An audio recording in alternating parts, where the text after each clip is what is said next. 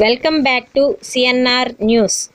దర్శి క్రిస్టియన్ పాలెంలోని the lemons evangelical fellowship church ఆధ్వర్యంలో పాస్టర్ డానియల్ పాల్ అధ్యక్షతన సెమీ క్రిస్మస్ వేడుక ఘనంగా జరిగింది.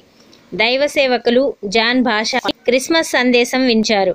యేసుక్రీస్తు సర్వమానవాళి కోసం ఈ లోకంలో జన్మించాడని, అటువంటి మహనీయుని జన్మదినోత్సవాన్ని జరుపుకోవడం సంతోషకరమని జాన్ భాషా అన్నారు.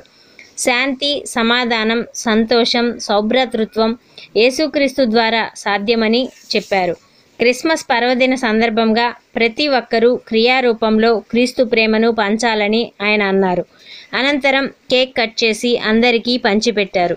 క్యాండిల్ లైట్ సర్వీస్ ప్రత్యేక ఆకర్షణగా నిలిచింది.